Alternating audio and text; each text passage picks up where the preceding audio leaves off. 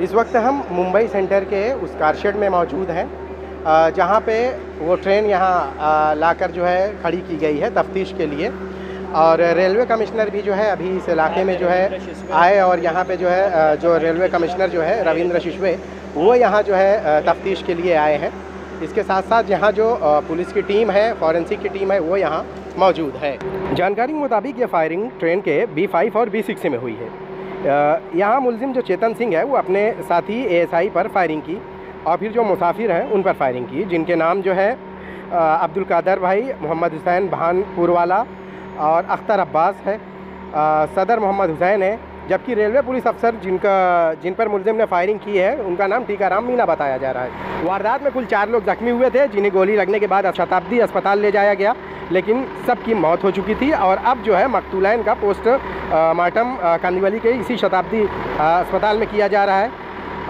इसके साथ साथ जो है जो वाक़या जो पेश आया है, जो रेलवे कमिश्नर रविंद्र शिशवे हैं उन्होंने जो जानकारी दी है, किसी भी कंक्लूजन पे किसी भी चीज के कंक्लूजन में जाने के लिए छानबीन करना जरूरी है और उस वजह से हर चीज को कोलैबोरेट किया जाएगा, हर चीज को एक दूसरे के साथ जोड़ा जाएगा और उसी के बाद में हम लोग एक के पास में 9mm पिस्टल होता है और एक के पास में AK-M होता है। FIR किस पुलिस स्टेशन में दर्ज होगा और क्या आज कोर्ट में पेश किया जाएगा?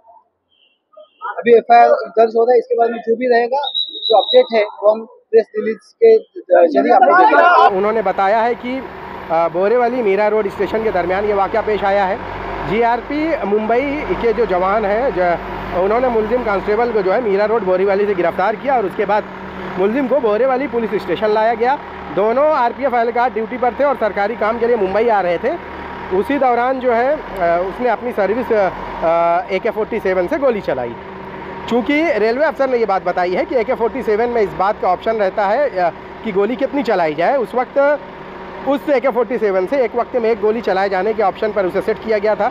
अमूमन ड्यूटी पर तैनाती के वक्त इसी ऑप्शन पर सेट किया जाता है। अगर इस ऑप्शन पर सेट नहीं किया जाता तो हो सकता है कि वारदात में और भी कई लोगों को जो है मुलजिम मौत के घाट उतार देता।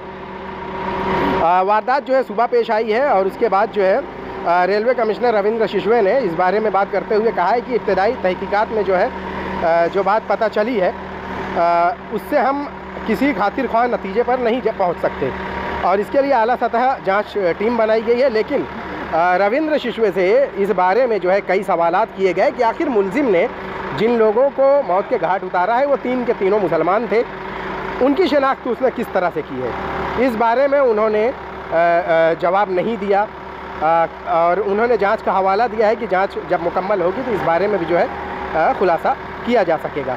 मुंबई सेंटर के इस कारशेड में जो है उस ट्रेन को लाकर खड़ा किया गया है और यहीं पे जो फॉरेंसिक टीम है जो मुंबई सेंटर पुलिस है, रेलवे पुलिस है, वो जांच में जुटी हुई है और सबूत इकट्ठा कर रही है।